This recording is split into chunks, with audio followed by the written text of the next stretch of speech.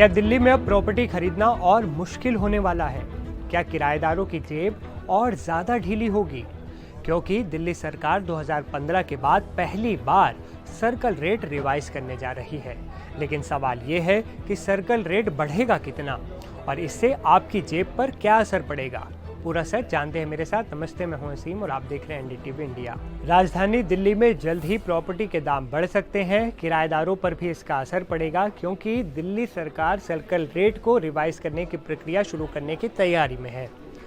Circle rate के revise होने से दिल्ली में कमर्शियल और रिहायशी इलाके में किराए भी बढ़ेंगे। आपको बता दें कि सर्कल रेट को रिवाइज करने की प्रक्रिया के पहले चरण में दिल्ली सरकार ने पब्लिक नोटिस जारी किया है।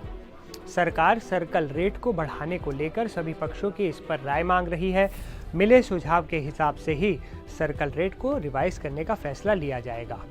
खास बात यह है कि दिल्ली में सरकार 2015 के बाद पहली बार सर्कल रेट को रिवाइज करने की प्रक्रिया शुरू करने की तैयारी कर रही है। राजस्व विभाग की ओर से जारी एक नोटिस में कहा गया है कि ये कदम इसलिए उठाया गया है ताकि जो लिस्टेड रेट हैं उनको मार्केट के मौजूदा रेट के अकॉर्डिंग किया जा सके और संपत्ति लेन देन में पारदर्शिता सुनिश्चित करने का भी उद्देश्य है इसके पीछे। दिल्ली सरकार ने स्थानीय निवासियों, RWA, उद्योग संगठनों और संपत्ति मालिकों से 15 दिनों के अंदर अपने सुझाव देने की बात कही है। कोई भी दिल्ली वासी suggestion on Delhi circle rates@gmail.com पर जाकर अपना सुझाव दे सकते हैं। अगर आपको सर्कल रेट के बारे में बताएं तो ये एक न्यूनतम दर होती है जिसे सरकार जमीन, औद्योगिक संपत्ति, रेजिडेंशियल प्रॉपर्टी की खरीद बिक्री या ट्रांसफ़र के लिए तय करती है। आपको बता दें कि दिल्ली में पिछली बार इन दरों में संशोधन फरवरी 2015 में किया गया था। सर्कल रेट को रिवाइज करने को लेकर इसी साल जून में दिल्ली की CM रेखा गुप्ता ने राजस्व विभाग के अधिकारियों के साथ बैठक भी की थी।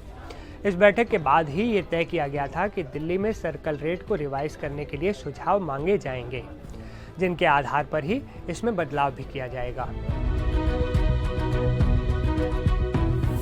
आपको एक ज़रूरी बात और बता देते हैं कि दिल्ली में अलग अलग संपत्तियां अलग अलग कैटेगरी में बांटी गई हैं।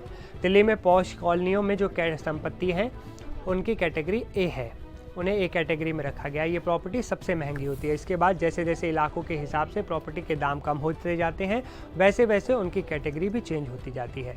दिल्ली में A, B, C, D, E, F, G और H कैटेगरी में संपत्तियों को बांटा गया है। H कैटेगरी में जो संपत्तियां हैं वो दिल्ली के गांव हैं और अवैध कॉलोनियां हैं।